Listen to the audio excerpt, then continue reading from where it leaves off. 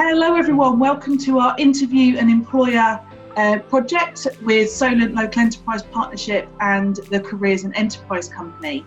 So over to you, Joe and Freddie. Hello. So the first question is just to kind of get the ball rolling a bit is, who is your organisation and what do they do? Well, I work for Portsmouth City Council. We cover things like education, social care for both children's and adult services. We cover housing, we cover public health. We also look after things like planning, so how we regenerate the city, how we improve people's lives. So we pretty much look after everything from people being born to when they die and everything in between. Our university basically delivers courses at degree levels that cover many different areas, from humanities and the arts to health sciences. So we cover a wide range of courses, but as I say, I am specifically in the School of Civil Engineering and Surveying. There's about 35 people in legal services in total. The services that we provide cover property, advice, contracts and commercial, so all of that sort of non-court work, and then the litigation side to deal with all the court work and the contentious services, adult social care and children's social care as well. So yeah, we cover a broad range of things across the whole council really. I work as an occupational therapist. Occupational therapy works with people who are ill or injured or disabled. We tend to work with people in the community. And I work in rehab, which is rehabilitation. So that's helping those people who've got illnesses or disabilities to live their lives as independently as possible. I'd say there are two functions that university has. One is teaching. So the academics and the lecturers will share their knowledge, their ideas, their experience with students. And they can be students at any age over the age of 18. Okay. And they also carry out research. Which I find fascinating. So there are people at universities that know the answers to questions that Google doesn't know the answers to, which they do research in brand new areas and they run experiments, and that's important because then we can use those answers in real life. What do you enjoy most about your job? I would definitely say working at the council, the people that I work with. So not only in legal services, but I deal with people all around the council on a day-to-day basis. You've got people doing all sorts of different jobs. Everyone's really friendly. Everyone's got the same motives in mind. Everyone wants the best for the city. And there's that element of professionalism, and it's a very happy place to work and lots of job satisfaction. I enjoy this kind of thing. I absolutely love meeting students and finding out what they want to do with their lives and being able to say to them, do you know what, you can do that, let's find a way to get you there. Most enjoy seeing staff flourish. So if you have a member of staff that you've taken on as a new member of staff, seeing them grow in confidence, seeing them develop. So I don't directly work with families anymore or children. So generally it's for me about the staff. I'm very good at celebrating small successes, and I think you have to be really. So just making sure that anything that is good, that we make sure we celebrate it. But mostly it's about seeing staff flourish. How did you get to where you are now? Describe your career journeys. That's a long and complicated journey. So I'll give you the slightly abridged version. I really wanted to be a pilot, and then one day I discovered that I was pretty much completely colourblind, and I had a place reserved at a course. So the year I left school was quite a difficult year because it was a time when there was really high unemployment, and there were far too many people leaving school, and there weren't enough college places and things like that to cope with everybody. And I saw an advertisement for a post to help with the special needs youth training scheme. So this was for an employment scheme for young people with moderate learning difficulties. And there was something that just caught my eye, and I applied for that post, and I was successful in that. And I basically helped people to get into work. So supporting, coaching people, helping them with their personal effectiveness and their personal development. basically my job has gone from being a very social care focused role to a point where I look after all of the workforce development for the council rather than just the social care stuff. I wasn't necessarily the most academic person. I was very sort of extracurricular, doing sports, scouts, air cadets, which is sort of where the sort of military stuff sort of gets started for me. Went to uni, absolutely loved it. Really bloomed. I went to the University of Dundee to study physics and ended up joining the East of Scotland University Air Squadron. So that meant sort of getting military experience whilst I was at university. So I got to fly planes, do leadership exercises, Marines exercises and stuff. So really seeing a lot of kit and the military stuff. On top of that, I was a bit of a nerd, so I was at the Physics Society. But I also still love my sports. I was doing boxing and rugby as well. Not all at the same time, but through different years. So so whilst developing my physical knowledge and getting that sort of skills and getting that degree, getting all these soft skills, which is kind of what I really almost preferred, which then sort of led me to project management.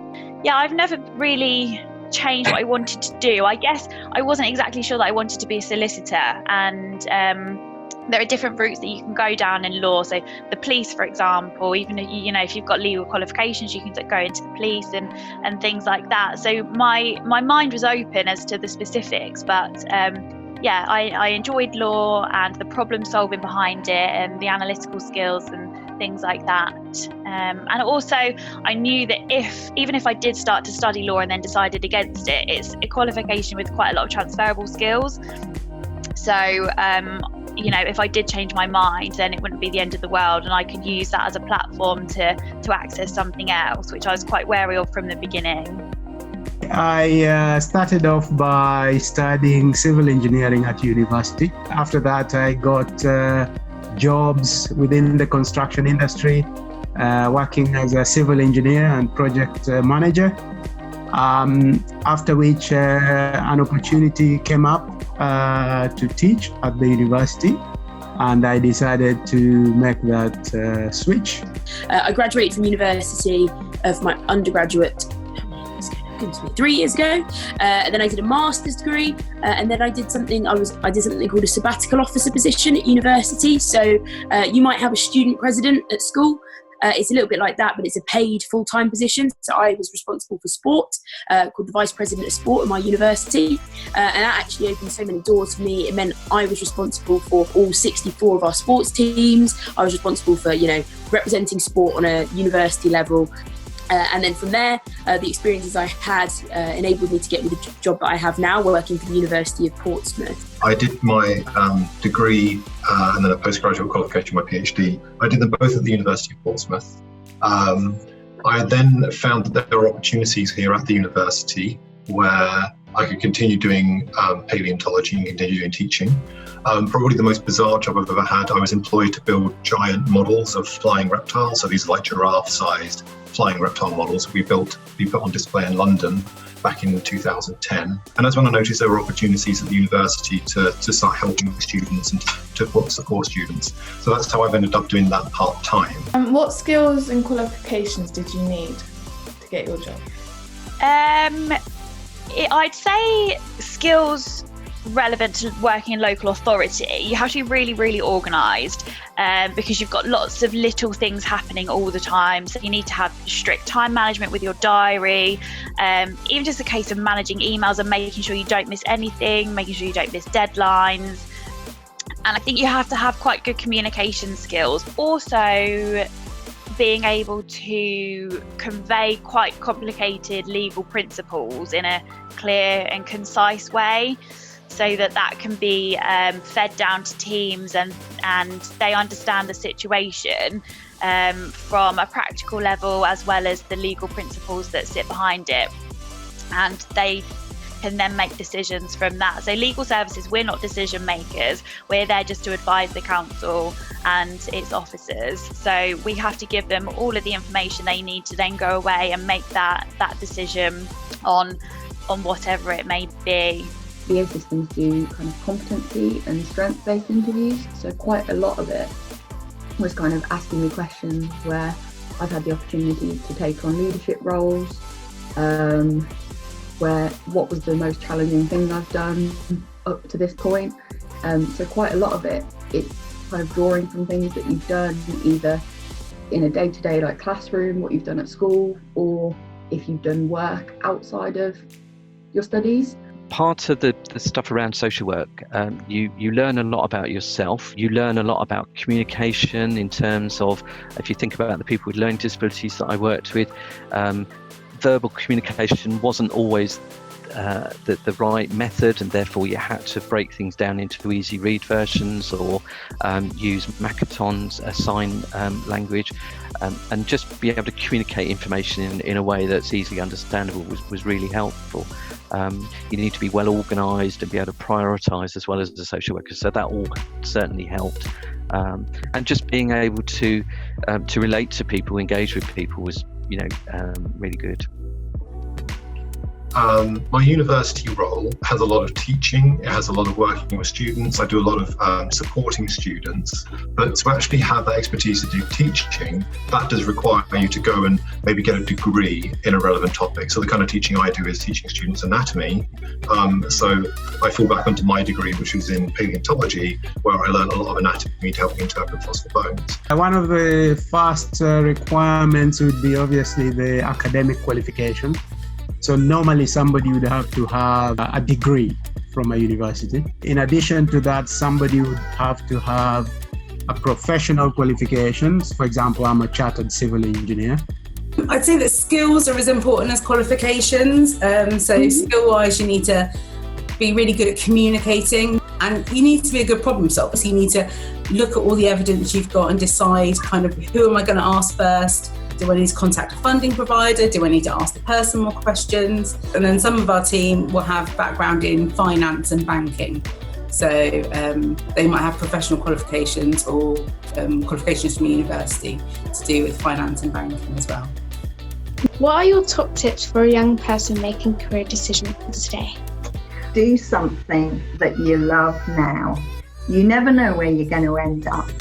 Don't feel pressured into doing something that other people think you should do. Do what you want to do, because if you enjoy doing it, you'll be good at it. Any advice I'd give to you in terms of your, job seeking and your career in the future is to really don't lose sight of any of the skills and the experiences that you've had, because there are always elements of those that are transferable into other environments. I would say when it comes to careers, there is no such thing as a bad experience. So if somebody offers you some work experience, some work shadowing, or an opportunity at the moment to go on a virtual trip somewhere, you say, oh yes, please, I'll give it a go. That would be my advice. People always forget that interviews are a two-way thing. I did go to one interview and I realised that I didn't want to work for that company. I just got the vibe on the day that it wasn't for me. And I don't know why. It just when I got there after a few hours, I just kind of knew that wasn't the job for me. So it can be a two-way thing. Always say yes. Be a yes person. When I was your age, we had a careers advisor at school, and she said, when you go to university, make sure you say yes to every single opportunity. Don't be a no person. And at the time, I was like, yeah, of course, Miss Davey, yeah, whatever. But actually, some of the things I've said yes to are really, as I say, running VP Sport, I wouldn't be here. And that was an opportunity that presented itself. I said yes, put myself out there a little bit, and it's paid dividends now as I'm in sort of my dream job. Think about what makes you happy, rather than fixating on a job title or a sector. Think about kind of what is going to motivate you to be happy and want to really push yourself, because if you're happy to push yourself and put extra effort in, but often you're more likely to succeed in that area. You can change your career kind of any time in your life, so keep asking questions. You'll find kind of new things that maybe you hadn't thought you could do. I was really keen on getting lots and lots of work experience and just putting yourself out there and getting lots of office experience and contacting companies. So my CV started to build up quite early on, just with a week here and a week there, and just it's a tough market depending on what you want to go into, so you have to put yourself above the other people, and the earlier you can do that, the better.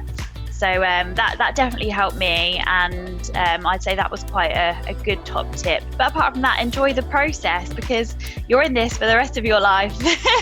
So make sure you find it fun. Well, thank you everyone for your participation today. I've learned a lot. It's been really interesting. You've covered all of my questions, so I have nothing else to ask either.